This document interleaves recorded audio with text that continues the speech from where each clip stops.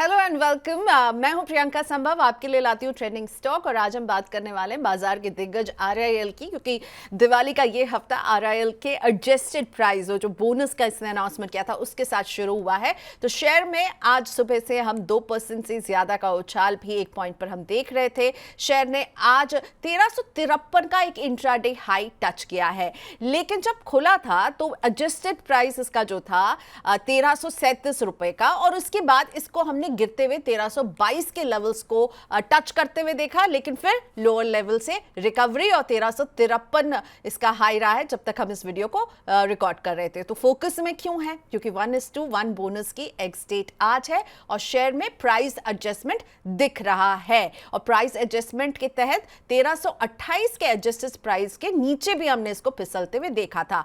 शुक्रवार को शेयर की क्लोजिंग जो हुई थी वो हुई थी 2656 रुपए 30 पैसे पर, और एडजस्टेड प्राइस के नीचे फिसलने के बाद इसमें हम अब खरीदारी भी लौटते हुए देखे हैं। 29 अगस्त को एजीएम से पहले किया गया था 1:1 बोनस का ऐलान, और उसके बाद एक्स डेट का इंतजार जो है वो लंबे समय तक चला, और उसके बाद फाइनली जो है जब आई डेट की दिवाली के ठीक पहले, और देखिए आज इसमें अच्छा खासा मोमेंटम हम देख रहे हैं। लिस्टिंग के बाद कुल 6 बार जो है ये कंपनी बोनस दे चुकी है, 1980, 1983, 1997, 2009 और 2017 में। जुलाई 2023 में जियो फाइनेंशियल का डिमर्जर हुआ था और भारत के इतिहास का अब तक का ये सबसे बड़ा बोनस इशू है। 2017 के बोनस के बाद से शेयर ने करीब 270% का रिटर्न दिया है।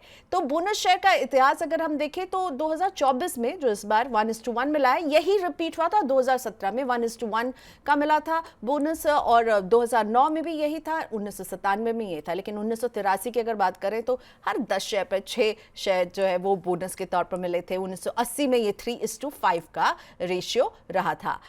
नतीजों के बाद आईआईएल पर ब्रोकर्स ने क्या राय दी है ये भी आपको बता देते हैं। नोमुरा कह रहा है बाय 3450 का लक्ष्य, बर्नस्टीन आउट परफॉर्म 3440 का लक्ष्य, जेफरीज ने भी बाय की रेटिंग रखी है, सीएलएसए आउट परफॉर्म, यूबीएस कह रहा है बाय, जेपी मॉर्गन ओवरवेट है, और उनके लक्ष्य आपके सामने हैं। तो अब बोनस के बाद आरआईएल को क्या करें, खरीदें या नहीं? तो हमारे एक्सपर्ट क्या कह रहे हैं? स्वस्तिका इन्वेस्ट मार्ट के संतोष मीना एचओआर यानी हेड ऑफ रिसर्च, उनका कहना है कि शेयर को लंबी अवधि के लिए खरीदना चाहिए।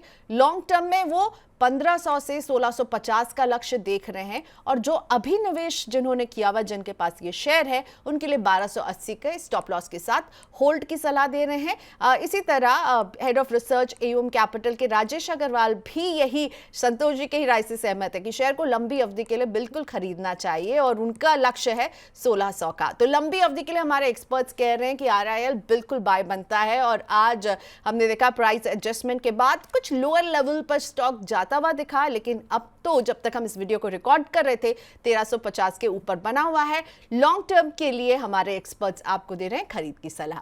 तो इस ट्रेंडिंग स्टॉक में की जानकारी में इतना ही, फिर मिलते हैं एक और ट्रेंडिंग स्टॉक के साथ।